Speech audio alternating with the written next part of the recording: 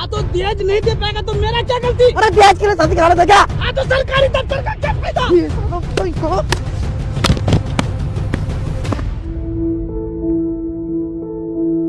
सुहाना, ए सुहाना, अरे सुहाना कब तक चुप रहोगी? कुछ बोलोगी? आखिर मुझे क्यों बुलाया यहाँ पर? आपको कुछ फिक्र है कि नहीं? मेरा घर पे रिश्ते आ रहा है, आप हाथ पे हाथ देके बैठे रहोगे या कुछ करोगे? अरे तुम चाहती क्या हो? शादी करोगे ना मुझसे?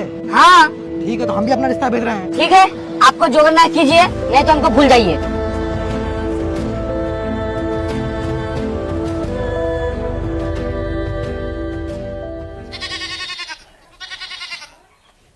सुनो, एक कप चाय और लेके आना। देखिए चाचा, वैसे तो ये सब बात बड़े बुजुर्ग का होता है, लेकिन मेरा तो कोई है नहीं, इसलिए जो भी बात है मुझे ही कहना पड़ेगा। अरे कोई बात नहीं बेटा, बोलो क्या बात है। दरअसल चाचा, हम आपके बेटी को 3 महीना से जानते हैं और उसको शादी करना चाहते हैं। वैसे तो हम तुम्हारे बाप को जानते हैं, लेकिन ये सब मामले में थोड़ा सा टाइम लगता है।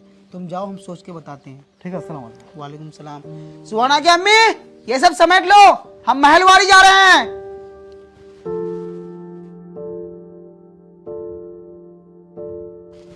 कहाँ मुंशी भैया, कहाँ जा रहे हो? अरे बिरबल भाई, आप ही के पास आ रहे थे। बोलो, कोई खास काम है क्या? अरे हाँ, जो आपका गांव का वो नुमान टेलर का बेटा नहीं है, वो अपना रिश्ता लेके आया था मेरे बेटिया के लिए। अच्छा, वो लड़का एक तो बेगर माँ बाप का, ऊपर से यूट्यूब या फूट्यूब में क्या क्या करते रहता है। वो सब लड़के का क्या भरोसा। मुंशी भाई, बिटिया का जिंदगी नहीं खराब करना है, उसके लिए सरकारी दफ्तर वाला लड़का लेके आएंगे। वही तो बिरबल भाई, लड़का डायरेक्ट रिश्ता लेके घर में आया था। अच्छा, घर में आया था। आज घर में आया है, कल घर से भगा के लेके जाएगा। मुंशी भाई, उसके हिसाब से आपका नाक कान कट जाएगा। आप टेंशन मत लीजिए, शाम को अच्छा लड़का लेके आ रहा है, आप घर जाइए। ठीक है बिरबल भाई। ठीक है।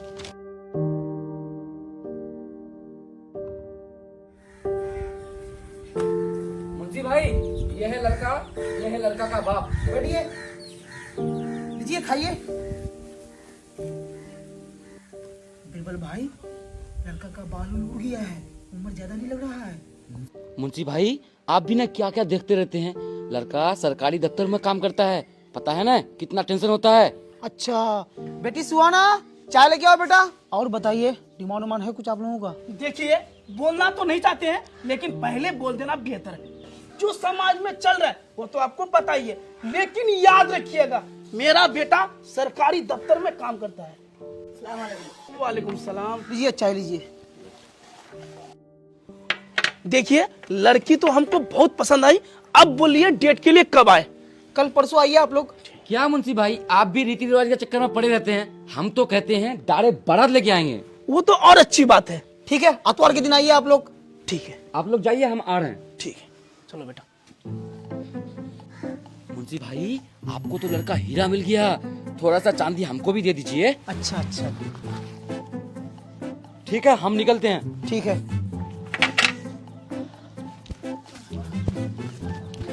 पाड़ा भाई, आपको तो बहुत कोहिनूर मिल गई है, थोड़ा सा कोयला डाल दीजिए। ठीक है, लीजिए। ठीक है, आप लोग बारात का तैयारी कीजिए।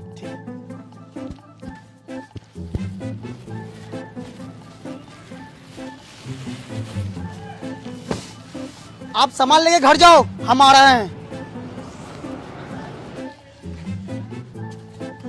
देखिए, सारा पैसा तो दे नहीं पाएंगे, तब तक के लिए रखिए।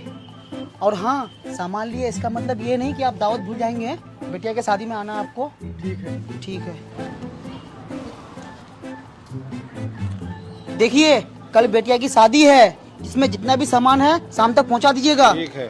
ठीक है बेटा, कुर्सी से मैं फटाफट कवर लगाओ। ठीक है भैया, खाना रेडी हो गया ना? हाँ, हो गया। ठीक है, फटाफट करो बेटा, जल्दी लगाओ और देखो बारात आया कि नहीं। जल्दी जल्दी करो फटाफट।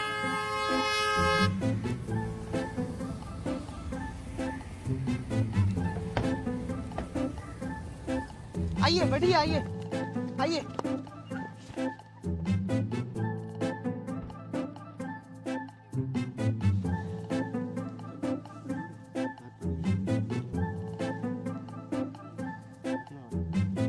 अब्बा, इधर आइए। क्या हुआ बेटा? अब्बा, दान दहेज कहाँ कुछ नजर आ रहा है। रुको बेटा, मैं देख रहा हूँ। देखो।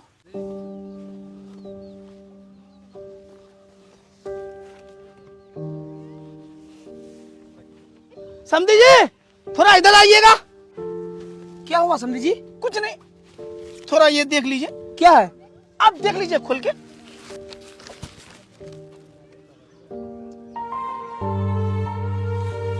समझी जी क्या है ये सब? क्या है ये सब? यही तो है सब कुछ। क्या समझी जी, आप क्या बोले थे? समाज के हिसाब से दे दीजिएगा, समाज के हिसाब से बुलेट गाड़ी है, दान दे सब है। आ तो समाज के हिसाब से लड़का देखना था आपको। लड़का मेरा सरकारी दफ्तर में काम करता है, पहले ही बोले थे आपको। ये लेंगे खटारा बाइक, ये चाहिए हमको। ये समझी जी, आप जो ये लिखे हैं 4 चक्का, 5 बड़ी सोना, 10 लाख रुपए, अचानक कहाँ से इंतजाम कर पाएंगे? पहले बताना था आपको। पहले बताना था। जो लिखे है वो देना पड़ेगा। नहीं दे पाइएगा तो अपना बेटा को लेके जा रहे वापस। देखिए ऐसा मत कीजिए, गांव में इज्जत है मेरा, सब मिट्टी में मिल जाएगा। अपना इज्जत अपने पास रखिए, हमको दहेज से मतलब है। अगर दहेज दे पाइएगा तो होगा शादी, नहीं तो अपना बेटा को लेके जा रहे वापस। देखिए समझी जी, ऐसा मत करो नहीं तो मेरा नाक कट जाएगा।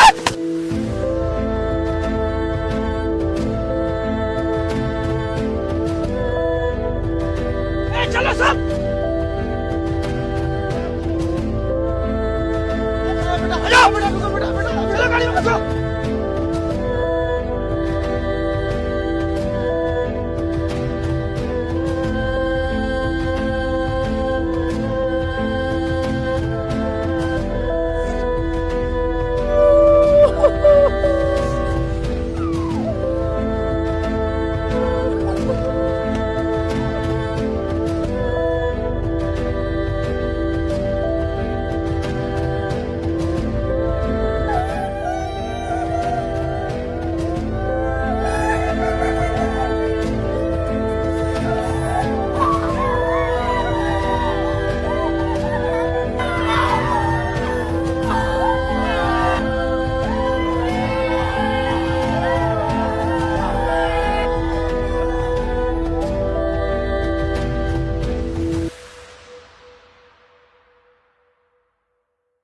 बहुत दुख की बात है, अचानक ये सब हो गया। सुहाना बेटी परसों ही तो मेरे घर आई थी, इतनी प्यारी बच्ची, न कभी कोई मामला न कभी कोई शिकायत, अचानक ये सब हो गया। अरे चुप चुप चुप। कैसे क्या होगा मुखिया चुप हो, चुप हो। अच्छा हमको ये बताओ, ये सब हुआ कैसे, आखिर मामला क्या है? मुखिया साहब, हम बेटिया का खुशी खुशी शादी दिला रहे थे, अचानक बहुत ज्यादा देश का डिमांड किया। हम गरीब आदमी मुखिया साहब कहाँ से इंतजाम करेंगे? यही बात से बारात वापस चले गया और मेरी बेटी ये सदमा बर्दाश्त नहीं कर पाई। चुप चुप। अच्छा हमको ये बताओ, दहेज का डिमांड किया कौन था? लड़का का बाप। मुंशी से जो बोल रहा है सही बोल रहा है? जो बोल रहा सही बोल रहा है, लेकिन मुखिया साहब मैं भी क्लियर कट इंसान हूँ। जो हमको चाहिए था वो पहले वकील साहब को हम बता दिए थे। चाचा, वकील साहब आपको दहेज के बारे में नहीं बोले थे? बोला था मुखिया साहब कि समाज के हिसाब से दे दीजिएगा, हम समाज के हिसाब से इंतजाम किए थे। क्या समाज के हिसाब से दिए? वो 2 टका का बुलेट बाइक।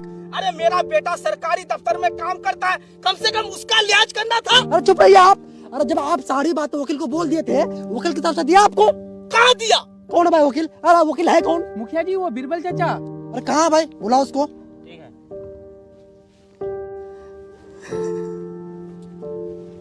अस्सलाम वालेकुम मुखिया साहब। इधर आओ। कहाँ तुम ही हो वकील? हाँ मुखिया साहब, अच्छा ये बताओ क्या बात हुआ था दहेज का? जो समाज के हिसाब से चलता है वो दे दीजिएगा। क्या समाज के हिसाब से? अरे जो बोला था वो खुल के बोलो। पैसा किस बात का लिया था? पैसा? मुखिया साहब हमसे भी पैसा लिया था। तुमसे पैसा लिया था? किस बात का पैसा? मुखिया साहब ये जो रिश्ता हो रहा था ये पहला रिश्ता नहीं था, बेटिया के लिए दूसरा रिश्ता आया था। कौन सा? वो मालबारी का नुमान टेलर का बेटा नहीं है जो यूट्यूब बनाता है? अच्छा वो लड़का? हाँ अच्छा लड़का था वो। हाँ, उसी का पूछताछ करने के लिए हम वकील साहब के पास आए थे और वकील साहब हमको गलत सलत बोल के रिश्ता तोड़ दिया और वो अपने हिसाब से ये रिश्ता लेके आया था। सरकारी दफ्तर का बोल के हमसे भी पैसा लिया था। तुम पैसा लेते इससे? जी मुखिया साहब। शर्म नहीं होता, शर्म नहीं होता, शर्म नहीं होता। हाँ? सर?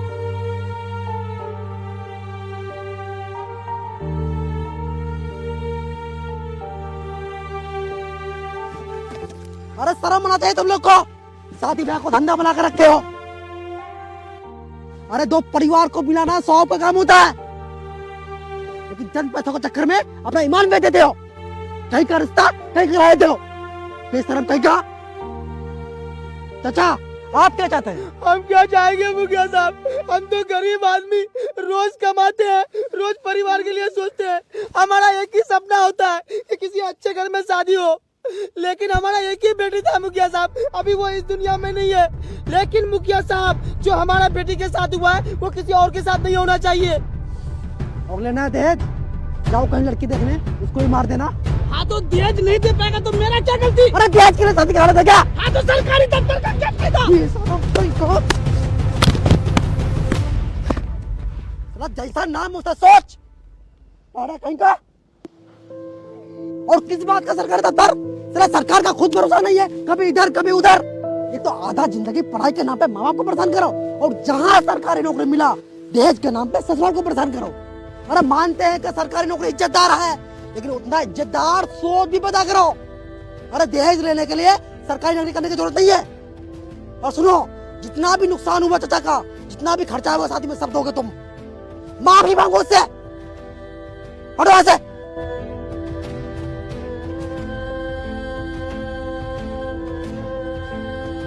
देखिए चाचा, आपने जो खोया है वो लौटा तो नहीं सकते हैं, लेकिन आपका दर्द समझ सकते हैं। लेकिन वादा करते हैं चाचा, ऐसा और हमारे समाज में होने नहीं देंगे। ठीक है, घर जाए।